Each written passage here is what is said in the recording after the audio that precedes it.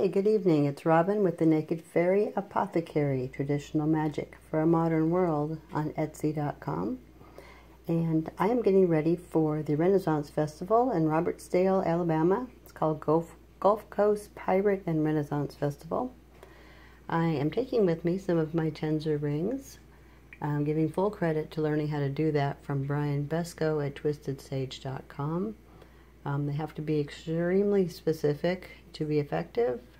And for those of you who can see energy, if you have made the connection correctly, you can see the vortex that kind of spins out from it. You can see sort of a film. It looks like a contact lens. And I would attempt to show you on my camera, but it's, it's like showing somebody an aura. It's pretty difficult to ascertain.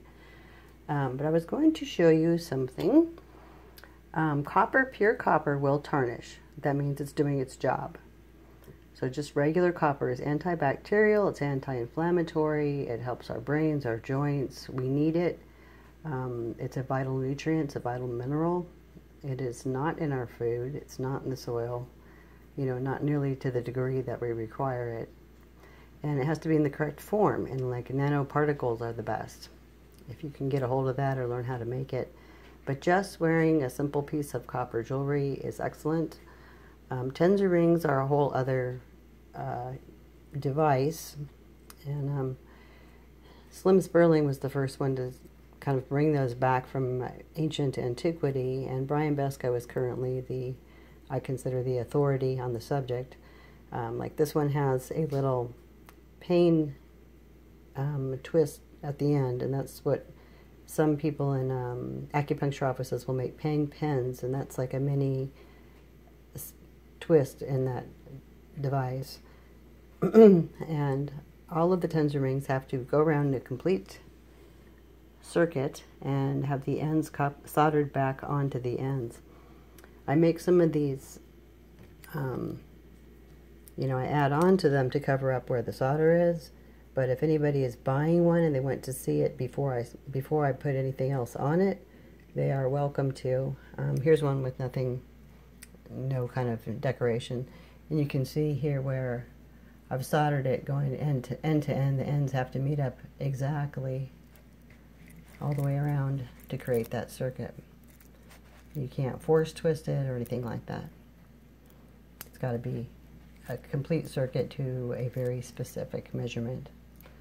And your intention also activates that.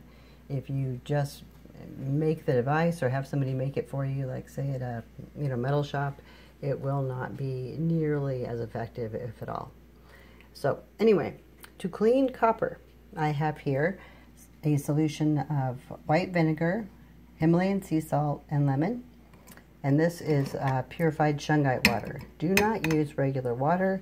It has fluoride in it and all kinds of nasty chemicals. Chlorine, God knows what, depending on where you live. I don't drink it. Unfortunately, I do have to shower with it. But whenever possible, I do not put tap water in my body. So what I do is I take my unit, including the crystals. All of these are hand-selected crystals that I have put a little wrap on. I'm not a brilliant crystal wrapper, nor do I aspire to be. I just want specific crystals on my devices.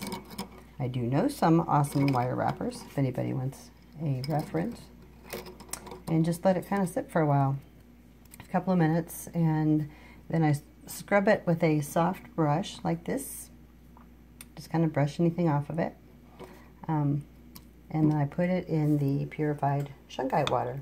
Rinse it off, dry it on something clean white. I'm a painter, so nothing I have is actually clean or white. And then I put it over here to recharge on some selenite with some shungite underneath it. And before I go to the fair, I will sage everything and give it my intention, my energy.